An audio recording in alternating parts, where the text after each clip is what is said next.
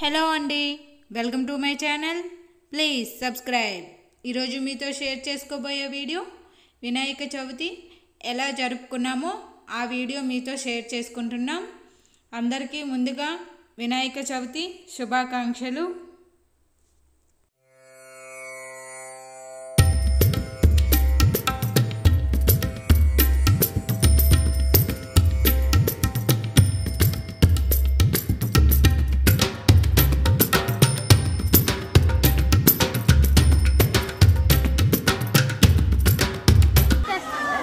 ओम एकदंत नमः गरुड़ पूजयामि सूर्यपकर्णे नमः धान्ये पूजयामि विघ्नराजाय नमः जंगे पूजयामि आकुवाहनाय नमः उरं पूजयामि हेरंबाय नमः कटं पूजयामि लंबोदराय नमः उदरं पूजयामि गणाधाय नमः नाभिं पूजयामि गणेशाय नमः हृदयं पूजयामि स्थूलकण्ठाय नमः कण्ठं पूजयामि गजवक्त्राय नमः वक्त्रं पूजयामि विघ्नहन्त्राय नमः नेत्रं पूजयामि सूर्यकन्या नमः कर्णं पूजयामि बालचन्द्राय नमः ललाटं पूजयामि सर्वेश्वर नमः श्रेयः पूजयामि विघ्नराजाय नमः सर्वङ्गानि पूजयामि. पत्रिवेस्तुनारा पत्रिवेन् ओम शुभकाय नमः माचपत्रं पूजयामि गणाधिपतिं बृहदीपत्रं पूजयामि उमापत्रं बिल्वपत्रं पूजयामि गजाय नमः उरग्नं पूजयामि अरसूराय दत्तूरपत्रं पूजयामि लंबोदराय पत्रं पूजयामि गुहग्राजं अपवर्गपत्रं पूजयामि गजकन्यका तुलसी पत्रं पूजयामि एकदंत नमः सूतपत्रं पूजयामि विकटाय नमः करवीरपत्रं पूजयामि भिन्नदन्त नमः विष्णुराजपत्रं पूजयामि सुरग्राज नमः गण्डके पत्रं पूजयामि विभक्त्राय समय पत्रं पूजयामि विनायकं अश्वत्थपत्रं पूजयामि सुरसेन अर्जुनपत्रं पूजयामि कपिलाय नमः अर्कपत्रं पूजयामि श्री गणेशाय नमः एकविंशपत्राणि समर्पयामि. सर्वगत्याय नमः सर्वनेत्याय नमः सर्वसिद्धिप्रदायकाय नमः पंचस्ताय नमः पार्वतीनंदनाय नमः प्रभवे नमः कुमारगुरवे नमः कुंजरासुरमंजनाय नमः कांतिमते नमः धृतमते नमः कामिने नमः कवित्ववलसप्रिये नमः ब्रह्मचारिणे नमः ब्रह्मरूपाय नमः अक्षिणरसीवताय नमः गंगासुताय नमः गणाधीशाय नमः गंभीरवदाय नमः वटवे नमः ज्योतिषे नमः अकर्म स्वरक्षकृताय नमः कल्याणगुरवे नमः गुणपदेशाय नमः समस्य जगदाय नमः सर्वेश्वर नमः श्री विघ्नेश्वराभ्यो नमो नमः. नानाविध फलपत्राक्षतान् समर्पयामि. अगला पंडि धूपं వెలిగించే అగరవత్తులు అగరవత్తులు ప్రసాదం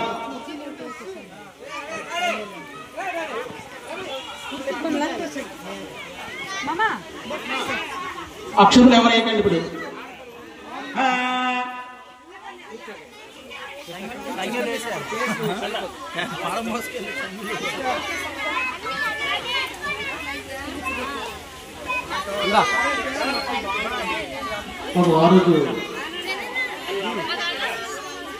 అలాగేనమ్మా. ఓకే పత్రి తీసేనమ్మా పత్రి ఇక్కడ వేసాను పత్రి వేసి పత్రి పక్కన పెట్టారు ఇక్కడ వేయండి. కృష్ణ దీపం ముందు తీసి ఇక్కడ ఈ దీపం తీసింది ఇక్కడ దీపం తీసి ముందు పెట్టండి. ఈ దీపం అక్కడ ఉండడం వల్ల ఏమవుతుందంటే చూసుకోవాలి వెనక చూసుకోవాలి.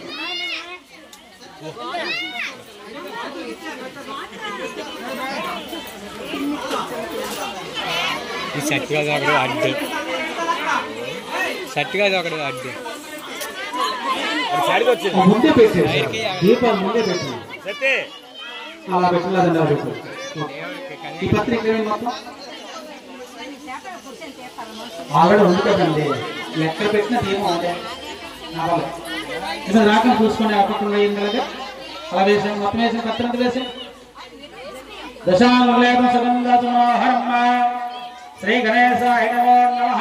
శుభగచ్చదంతేకవలోకజగన్నకః లంబోదర విగ్ర విఘ్నరాజ గణాధ్యక్షక బాలచంద్ర గజానః వక్రతుండో సర్వగణో గజవక్త్ర నమోస్తుతే.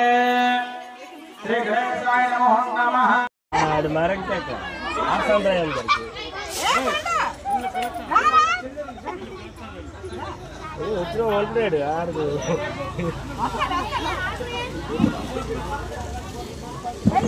అమ్మ అక్షరం అందరూ పట్టుకోవాలి, కథ చక్కగా ఆలకించాలి, నిశ్శబ్దంగా ఉండాలి. అక్షరం తల మీద వేసుకోవాలి, తర్వాత స్వామి వారికి కథ అయిపోతే శాస్త్రాంగ నమస్కారం, తర్వాత జ్యోతిరిగాని.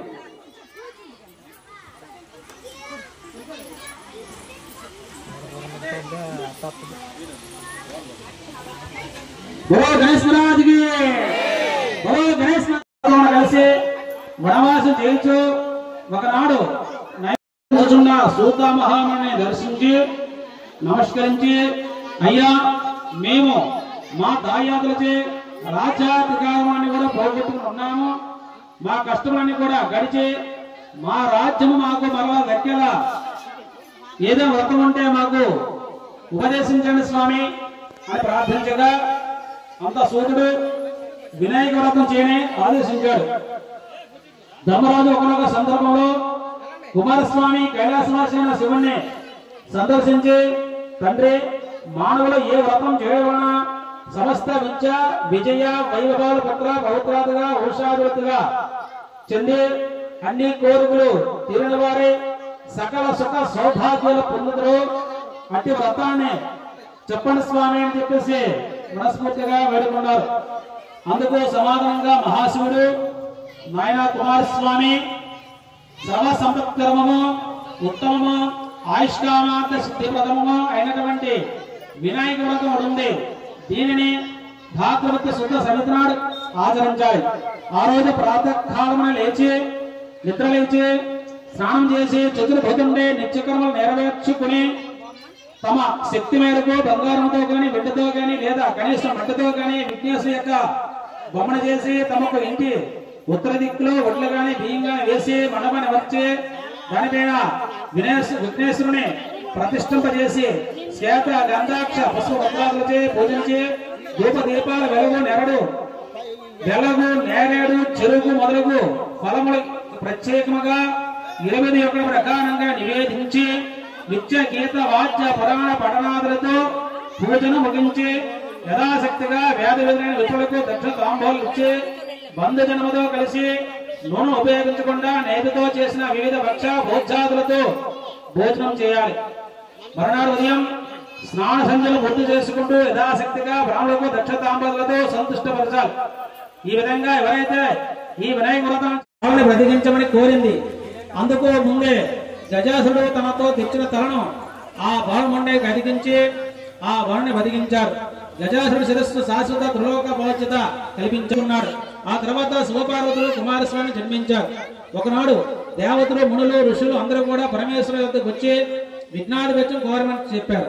తాను గణేశుడు తన జ్యేష్ఠుడిని తనకు ఆధిపత్యం ఇవ్వమని చెప్పాడు. అందుకు కుమారస్వామి కూడా పోటీ పడ్డాడు. నువ్వు చేయలేవు నేనే చేస్తానని చెప్పి ఇద్దరు కూడా పోటీ పడ్డారు. అప్పుడు పరమేశ్వరుడు ఇలా అంటున్నాడు, నాయనా మీ ఇద్దరిలో ఎవరైతే ముల్లోకంలో నదులు స్నానం చేసి ముందుగా నా వద్దకు వస్తారో వారికి ఆధిపత్యం ఇస్తానని చెప్పారు. కుమారస్వామి వెంటనే బయలుదేరాడు. కానీ గజాసురుడు మాత్రం అచేతనుడై అతివేగంగా ముల్లోకల నదిలో స్నానం చేయలేని చెప్పేసి కష్టమని దానికి ఉపాయం చెప్పమని తండ్రికి కోరాడు. అంతా తండ్రి గారు పరమేశ్వరుడు గజాసురుడు సూక్ష్మతికి వచ్చి నారాయణ మంత్రం చెప్పినైనా ఆ నారాయణ మంత్రం చేస్తే సమస్త లోకాలు కూడా దర్శనం చేసి వచ్చినట్లు అర్థం అని చెప్పి అనగానే నారాయణ మంత్రం జపిస్తున్నాడు. ఎక్కడ చూసినా కుమారస్వామికి ఎదురుగా కనిపిస్తున్నాడు గజానుడు. సరాసరి ఆ కుమారస్వామి ముల్లోకాలు తిరిగి వచ్చి కైలాసం చేరుకున్నాడు. అందుకు అన్నయ్య సూక్ష్మతినికి అతను మెచ్చుకుంటూ క్షమించమని కోరుకుంటూ ఆధిపత్యం అర్హత అన్నగారికే ఉందని అతనికే ఉందని చెప్పేసి కుమారస్వామి చెప్పారు. ఈ విధంగా గజానుడితో విఘ్నములకు ఆధిపత్యమై విఘ్నేశ్వరుని కోనబడ్డాడు. అయితే పూర్వం రోజుల్లో సత్రాజిత్తుని రాజు భక్తి మెచ్చి సూర్యుడు అతనికి శమంతకం ఇచ్చాడు. అది రోజుకు 100 వాళ్ళ బంగారం ఇస్తుండేది. ఒకనొక సందర్భంలో శ్రీకృష్ణుడు ఆ మణిని తనకిమ్మని చెప్పగా సత్రాజిత్తు ఇవ్వనని చెప్పాడు. అందుకు అతని తమ్ముడు ప్రసేనజిత్తుడు ఆ మణిని తీసుకుంటూ వేసుకుంటూ అడవికి వెళ్ళాడు వేటకి. అది ఒక సింహం అతను చూసింది. అది మాంసం కన్నగా భావించింది. అతన్ని చంపి హారాన్ని అది తీసుకుపోతుంది. అలా వెళ్తుండగా జామవంతుల రాజు మల్లుకు రాజు ఆ సింహాన్ని చంపి ఆ మణిని తాను తీసుకుని పోయి తన కుమార్తెకి ఇస్తే ఆడుకుంటానని చెప్పేసి అతను చంపి ఆ హారాన్ని పట్టుకు వెళ్ళిపోయింది. ఈ విధంగా శ్రీకృష్ణుడే తన తమ్ముని చంపి ఆ మణిహారము దొంగిలించి ఉంటాడని చెప్పేసి సత్రాజిత్తు ఒక పుకారు లేవదీశాడు. ప్రజలంతా కూడా నమ్మసాగారు. శ్రీకృష్ణుడికి క్షమాపణ కోరుకుంటూ జరిగినదంతా కూడా చెప్పి ఆ మణి కూడా అతనికి ఇచ్చేసిన తర్వాత తన యొక్క కుమార్తె జాంబవంత కూడా శ్రీకృష్ణుడికి ఇచ్చి వివాహం చేశాడు. అది మణి పట్టుకునే సత్రాజిత్తుకి ఇచ్చాడు. కృష్ణుడు ఆనం చేసిన భక్తులందరూ కూడా పనులు తక్షణమే సిద్ధింప చేస్తారు కనుక అతన్ని సిద్ధి వినాయకుడని కూడా అంటారు. విద్యార్థులకు విద్యని, జయార్థులకు జయాన్ని, ధనార్థులకు ధనాన్ని, పుత్రార్థులకు పుత్రుల్ని ప్రసాదిస్తుంది. వితంతులు ఎవరైనా పూజించినట్టయినా మరే జన్మలో కూడా వైదవ్యం అనేది పొందరు. కాబట్టి ధర్మరాజా, నీ వ్రతం చేసి నీ చతురులను గెలిచి మన రాజ్యాన్ని పొందు. సమస్త బ్రహ్మ క్షేత్రీయ వైశ్య శూద్రులు కూడా ఈ వ్రతాన్ని యథావిధంగా ఆచరించి గణపతి అనుగ్రహం చే సకల ఐశ్వర్యాలు పొందురుగా. కానీ సూత మహర్షి చెప్పగా విని ధర్మరాజు వ్రతం చేసి కష్టములు తీరి చతురులను కలిసి రాజ్యాన్ని సంపాదించుకున్నాడు. మహారాజుగా పట్టాభిషిక్తుడయ్యాడు. సర్వే జనా సుఖినో భవంతు. బలో గణేశ్ మహారాజుకి. కొద్ది అక్షులు తల మీద వేసుకోండి. అక్షులు తల మీద వేసుకోవాలి. ఓకే, శుభం భయాలతో అందరూ కూడా హారతి ఇవ్వండి. పల్లెలు హారతి బిళ్ళలు తీయండి.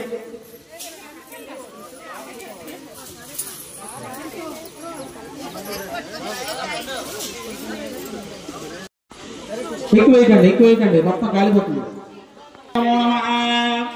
ఓ వచ్చ గణపయ్యని వంటో నేనయ్య వండ్రాల మీదకు తండ్రి పంపు కమ్మని నెయ్యను పడముద్ద పప్పును పొజ్జవరి గొతలచి పొరల కొనచు. జయమంగళం నిత్య శుభమంగళం, జయమంగళం నిత్య శుభమంగళం.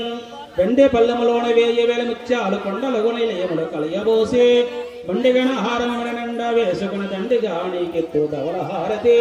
జయమంగళం నిత్య శుభమంగళం, జయమంగళం నిత్య శుభమంగళం. శ్రీమూర్తి వంజనకు సినిమాయందుకు వాసు సోతునకు శాశ్వతునకు సోమార్కోణేత్రునకు సుందరాకారునకు శ్రీగణాథనకు జయమంగళం నిత్య శుభమంగళం. ఏకదంతం పేలగజవదం భూభాగ్య దండంబు దోర కొడుపు జలగు మోసక సార్వనిక్క అడజగు భవ్యమగా దేవకనభకం దేవి నారాయణే నమోస్తుతే. బలో గణేశ్ మహారాజుకి, బలో గణేశ్ మహారాజుకి, బలో గణేశ్ మహారాజుకి. హారతంగా తీసుకోండమ్మా.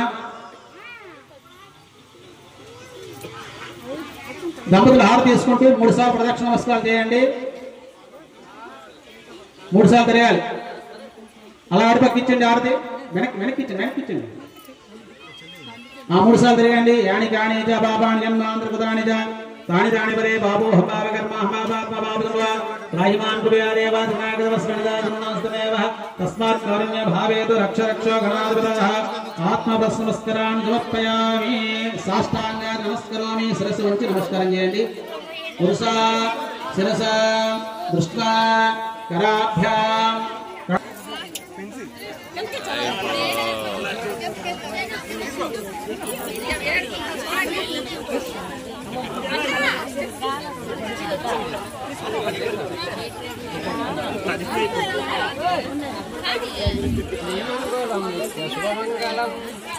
చెప్పండి.